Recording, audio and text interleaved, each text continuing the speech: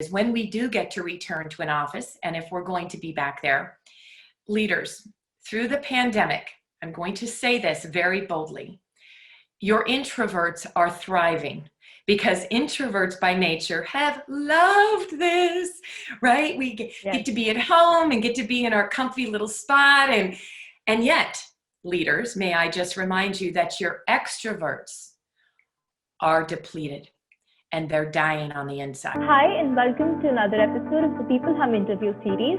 This is your host Neha at leaderinterview. peopleHum is an end-to-end, one-view, integrated human capital management automation platform, the winner of the 2019 Global Cody Awards that's specifically built for crafted employee experiences and the future of work. We run the peopleHum blog and channel, which receives more than 400,000 visitors a year, and we publish several interviews with well-known names globally every month. We have with us today Holly Dowling. Holly is a highly sought-after, award-winning global keynote speaker and inspirational thought leader, as well as founder of the Extraordinary Leader program.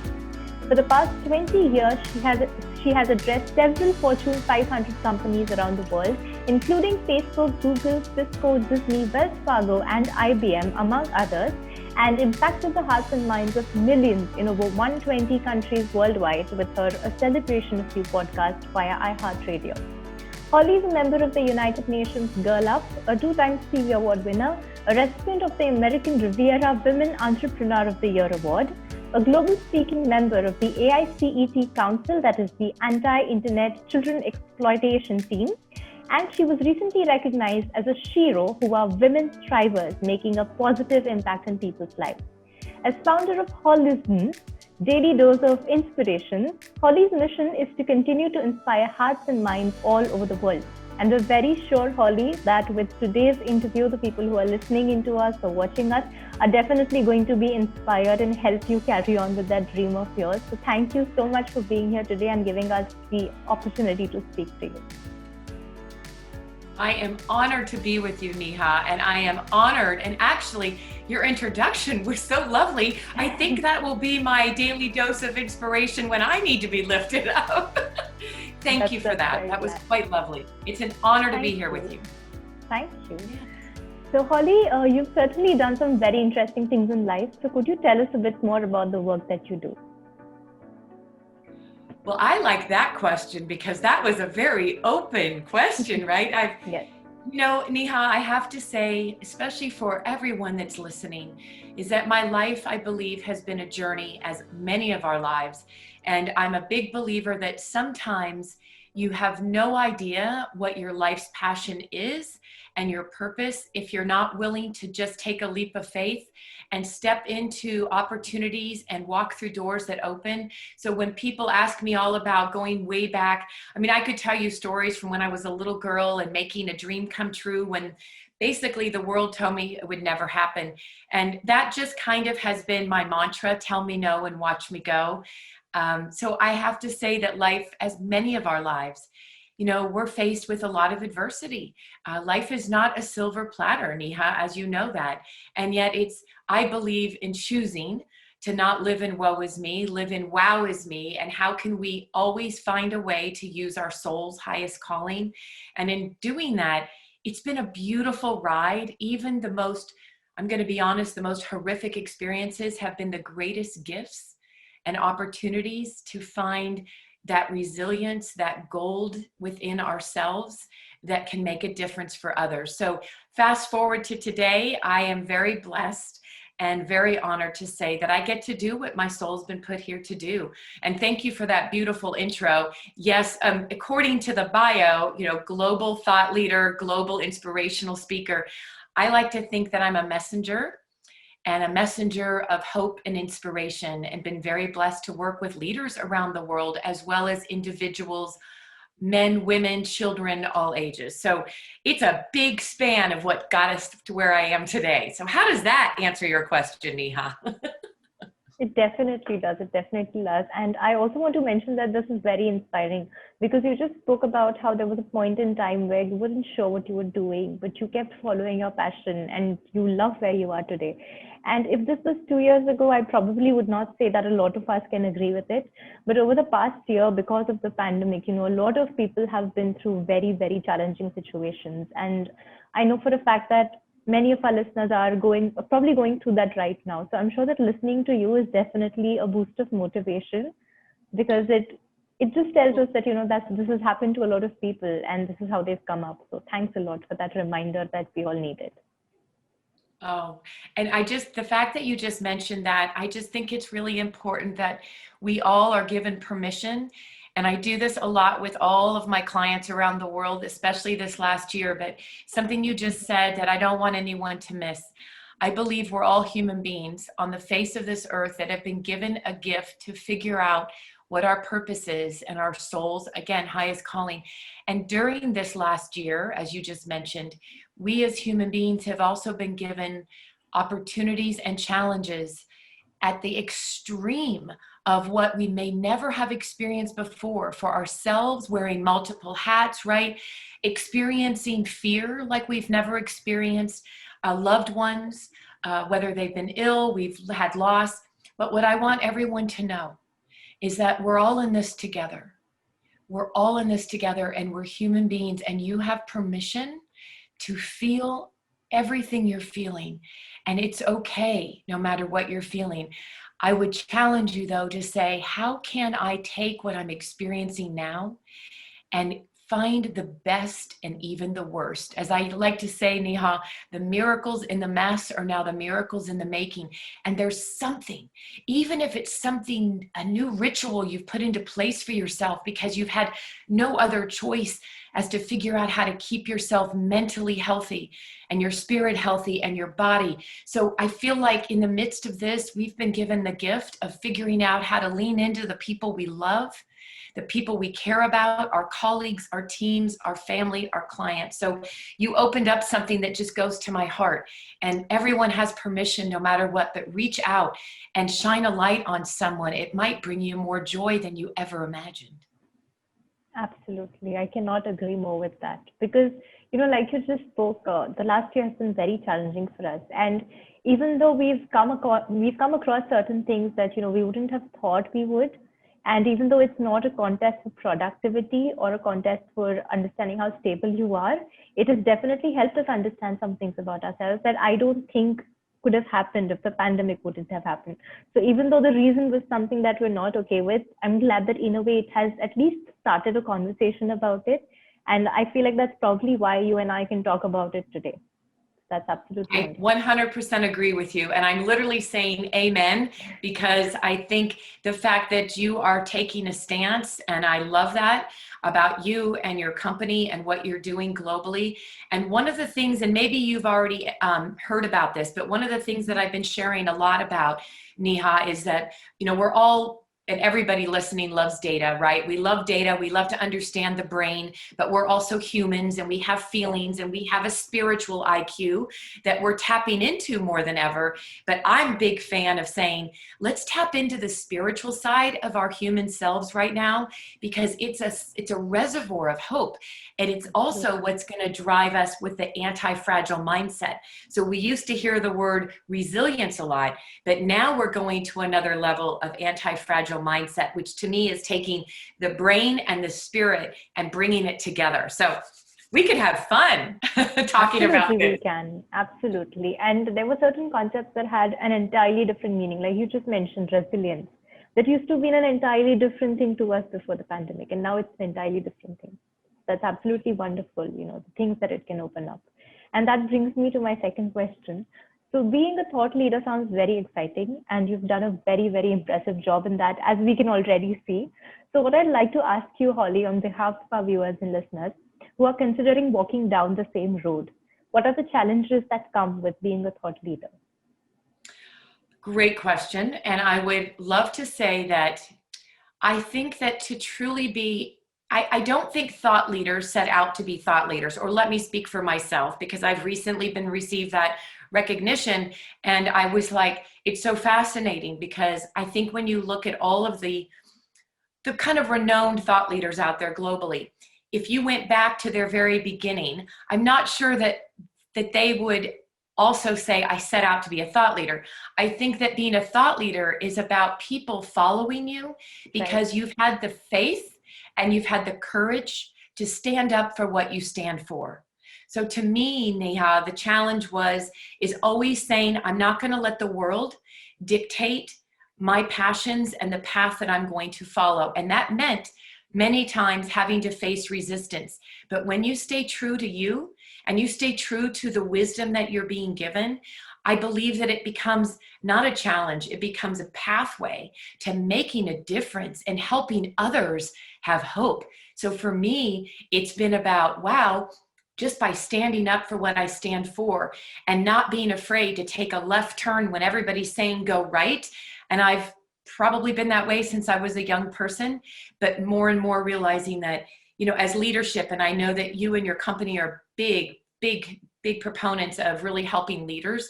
I would say that the greatest gift as a leader, if you're thinking you want to be revered as a thought leader, then stop focusing on the end result.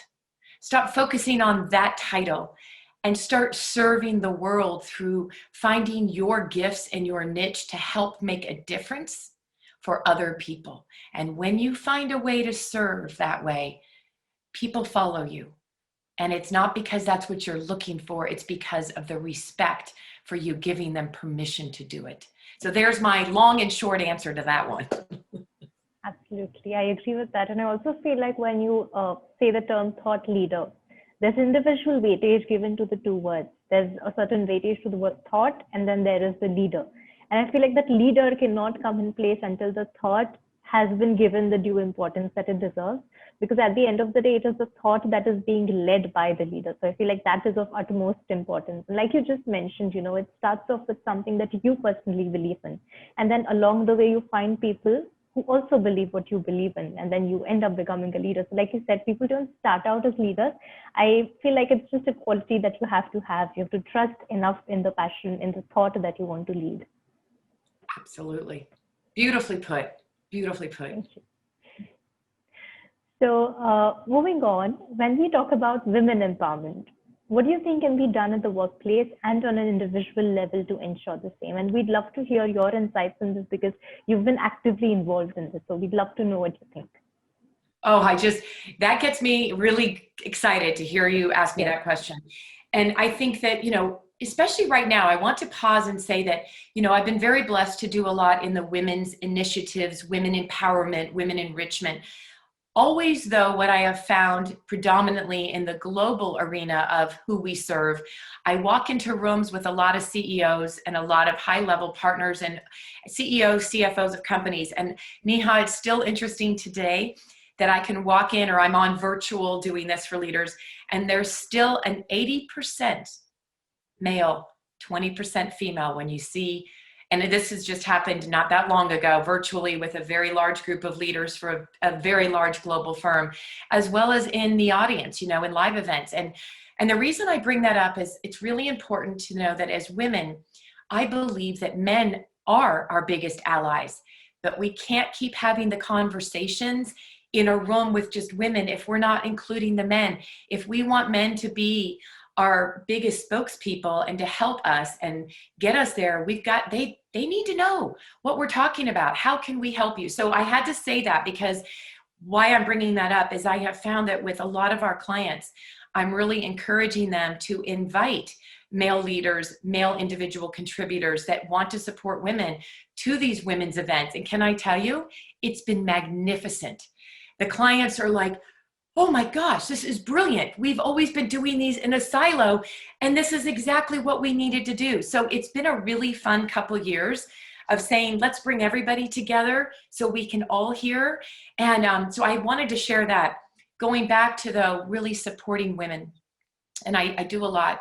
I have to say that for all the women listening, and even the men that are listening to this, but women, there's three things that I'm a really proponent of, and that is clarity, grace, and courage. I believe a lot of women out there, especially in the corporate arena or as entrepreneurs, we're always going out there thinking we're not good enough, or we don't have all of the characteristics or all the skill sets, or we put our name in the hat or we don't for a particular job opening because we look at all of the requirements and what they're looking for. And if we don't fit all of those, we immediately think we're not worthy. And here's what I want you to know. You are worthy.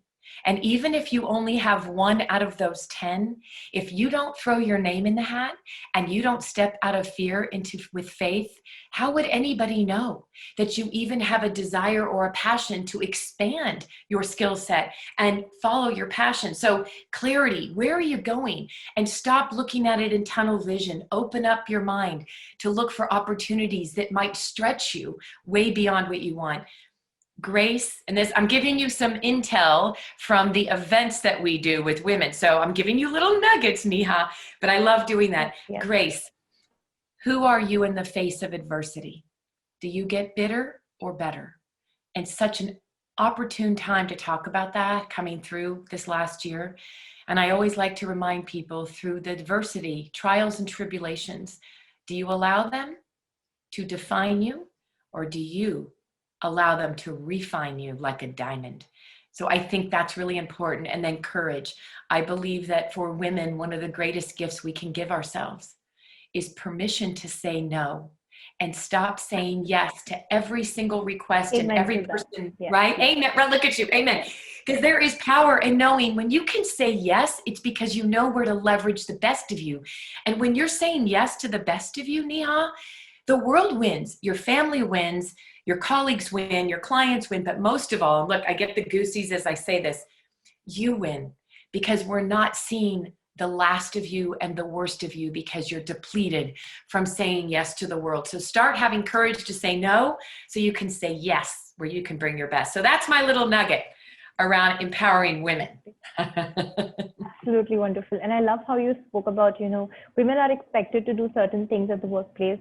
And at the end of the day, it's all just made up. These are boundaries that we've made for ourselves that are not really required. And I feel like that comes with, the nature of being a woman. But at the end of the day, we also do need to realize that, to go a long way, you have to understand certain things. And I feel like you've just put them in light for us. So thanks a lot for that. And I also loved what you mentioned about men being our allies. Because at the end of the day, everybody talks about feminism, but my personal opinion is that very few people understand what it actually means and how to implement it.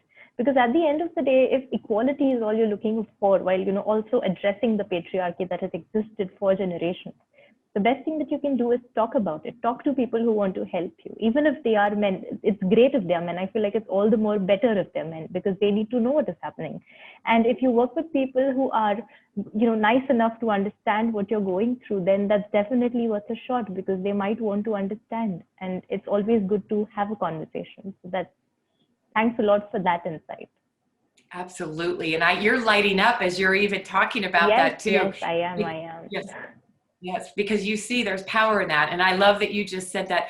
Exactly. So we could do a whole nother show just on that topic, because I do believe that there is bringing people together, all genders, helps us better understand. And, you brought something up too that I think is a key, is one of the biggest, let's just use it as a buzzword that we're hearing more and more about, Neha, more now probably in the last year and a half than even in the last decade. And I do a lot around this, but we talk a lot about diversity and inclusion. And inclusion is now more than ever becoming a top priority for small and large global firms all over the world. And if we're not talking about that and helping empower all individuals to create an inclusive environment, you're going to lose your top talent. Because it used to be creating that, right, to attract good talent. Well, you've got great talent. And if you're not careful, you're going to lose those great talent because we're not creating an inclusive environment, which means everyone is invited to the table and your individual brilliance is welcome and the light is shining on it. So you just said something that made me tap into that. Yes, absolutely. So we just spoke about a lot of things. And one of the things that has struck me a lot is, the pandemic, because that's what everybody's talking about right now. So what I want to ask you is that when we talk of a post-pandemic physical workplace where people come back to work, how do you think that's going to be like? And, especially if you were to give some advice to our leaders on how they should approach a physical workspace, which is post-pandemic, and, people have been at their homes for an entire year. So if you have an advice for them, what would that be? Ooh, that's a good one. I've been interviewed a lot. Nobody's asked me that question, Neha. I love that question. And what's interesting, I want to give two thoughts to that question, because I think I think we're seeing this globally as well as over here in the US. But I think what's happening too is a lot of companies are realizing that people are highly producing, and productivity is still very high, even though they're working from home. So what we're seeing is some companies are going to be dissolving and not having people going back to their brick and mortar office building, right? So I think that what we're going to see is two movements. One is people will be given the opportunity to stay working from home, and companies are realizing they don't need that expenditure. It will also create, though, still the need for allowing people to get together and have real FaceTime, having live meetings together, which will mean people will still get to interact. But I do think we're going to see people starting to not even reopening their offices. That's one train of thought. So just a thought for people to be thinking about. The other piece to that you asked, which I think is really important, is when we do get to return to an office, and if we're going to be back there, leaders, through the pandemic, I'm going to say this very boldly, your introverts are thriving, because introverts by nature have loved this, right? We get to be at home and get to be in our comfy little spot. And yet, leaders, may I just remind you that your extroverts are depleted and they're dying on the inside. So one of the biggest challenges that I've done a lot of coaching around with my clients this last year is, how do we as leaders make sure to keep our extroverts engaged without overwhelming and draining our introverts that are in heaven? So I think the biggest challenge is going to be, I would personally suggest that you create opportunities for people to transition back in a healthy way. So instead of just coming right out of the gate and saying, on June 1st, we're all going to be going back to our offices. No. Your question, my recommendation and suggestion that I have already offered clientele is, why don't you give people a 1 to 3 month transition back into? Because you see, people are humans, as we talked about earlier on this show. Neha, people are humans. Everyone's dealing with this in a different capacity. No one is right. No one is wrong. We need to respect, in an inclusive environment, we need to respect where everyone's coming from. There could still be hovering fears, because mental health has been at an all-time escalated high because of depression, fear, anxiety. So my recommendation again would be, let's transition people back and give them an opportunity to say, hey, how would you like to best return to our live working offices? What would work for you? And if you know that this individual is already highly performing and productivity has been really good, don't force things on people. We're coming out of something that forced us into a corner and forced us to experience emotions and fear and feelings that we never have. So why escalate that? Create an environment that's conducive for each individual. And I have to share this with you. Recently, I was coaching a leadership team, and this was about 2 months ago, coming into their next fiscal. And I said, the most important thing, ladies and gentlemen, that you can do right now is stop focusing on employee engagement and start focusing on life management for your team members. That's what they need more than ever.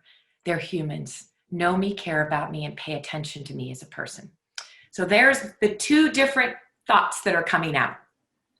And those are absolutely wonderful thoughts, because over this entire duration of the year, maybe even a little more now, I feel like all of us have realized what it is that we actually want from our workspaces, and that just goes beyond all of those technical terms that we've been using all this while, because we've come to realize so many things. And like you just mentioned, the talk of mental health has increased a lot during this time. So again, something that we did not expect for us to happen, but when it did, it started a lot of conversations. That's also a very good thing.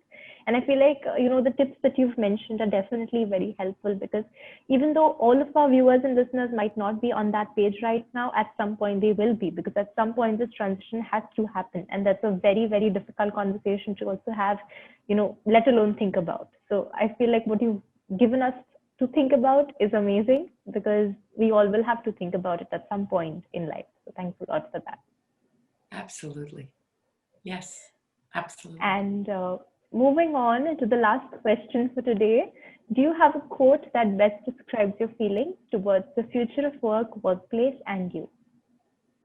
I do. And you know what? It's part of what's hanging behind me, the cover of our book, Hollyisms, my favorite inspirations and quotes that have kept me going through good and bad times.